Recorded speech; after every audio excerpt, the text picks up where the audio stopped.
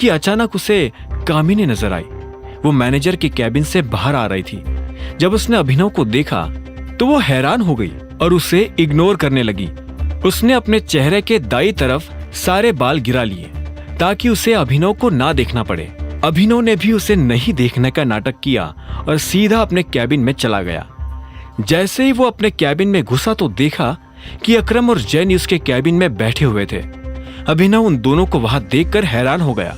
आओ आओ अभिनव आओ, अकरम ने अभिनव को देखते हुए कहा।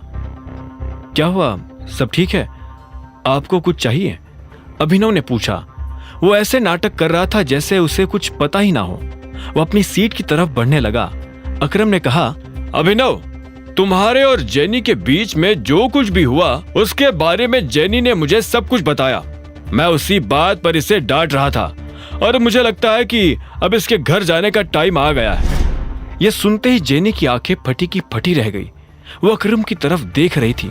उसने पूछा, घर जाने का टाइम आ गया है मतलब? अकरम ने उसे एक पल के लिए देखा और बोला, तुमने अभिनव के साथ शर्त लगाई थी ना कि तुम उसे नौकरी से निकलवा दोगी, लेकिन अब पासा पलट चुका है। नौकरी अभिनव की नहीं तुम्हारी जाएगी। Sir please, I am sorry, मुझे माफ कर दीजिए। सर प्लीज मुझे नौकरी से मत निकालिए, I am so sorry. Jenny ने तुरंत माफी मांगते हुए कहा। यह सुन अभिनव को हंसी आ गई। उसने कहा, मैंने तुम्हें कहा था ना जेनी, तुम मेरे जैसे आदमी से पंगा नहीं ले सकती हो। हाँ, तुम जिस तरह से मेरी रिस्पेक्ट करती हो उसी तरह से तुम्हें अभिनव की भी रिस्पेक्ट करनी पड़ेगी। और ना सिर्फ अभिनव की बल्कि इस कंपनी के हर एम्प्लॉय की तुम्हें रिस्पेक्ट करनी पड़ेगी। अकरम ने भी अभिनव की बात में जोड़ते हुए कहा। यह सुनकर जेनी घबराहट के मारे अपनी कुर्सी में पीछे खिसक कर बैठ गई। उसने अभिनव को देखा और बोली, प्लीज मुझे नौकरी से मत निकालिए, प्लीज अकरम सर, मुझे। इससे पहले कि जेनी अपनी बात पूरी कर पाती उसकी आंखें भर आई थी। अभिनव ने उसे देखा तो उसके मन में जेनी के लिए दया आ गई। उसने अकरम को देखा और इशारों इशारों में समझाया कि वो जेनी को नौकरी से नहीं निकाले। अकरम ने हाँ में सिर हिलाया और बोला, ठीक है, लेकिन यह सिर्फ एक ही शर्त पर हो सकता है। तुम्हें अगर इस कंपनी में रहना है तो तुम्हें अभिनव और बाकी लोगों की रिस्पेक्ट करनी पड़ेगी। लेकिन अगर तुम दोबारा अभिनव पर या किसी और पर बेवजह चिल्लाई तो मैं तुम्हें तीसरा मौका नहीं दूंगा। मैं आगे से ऐसा कुछ नहीं करूंगी सर, प्लीज, सच में, आई प्रॉमिस, मैं ऐसा कुछ नहीं करूंगी। जेनी ने डबडबाई आंखों से अकरम को देखते हुए कहा। और हाँ, एक चीज का ध्यान रखना, इस कैबिन में जो कुछ भी हुआ उसके बारे में बाहर जाकर अगर तुमने अपने बॉयफ्रेंड से भी बात की तो मैं नहीं करूंगी सर, नहीं करूंगी। मैं इस बारे में किसी से बात नहीं करूंगी, किसी से कुछ नहीं कहूंगी, प्रॉमिस। ठीक है, अब तुम जा सकती हो, अकरम ने कहा। जेनी अपनी जगह से उठी और वहां से निकल गई। उसके जाते ही अकरम ने अभिनव से कहा, गजब का सिरदर्द है ये लड़की। अरे हाँ, लड़की से याद आया, मैंने तुम्हें ऑक्शन के बारे में बताया था ना, आज वो ऑक्शन होने वाला है और अलायना भी वहां आने वाली है।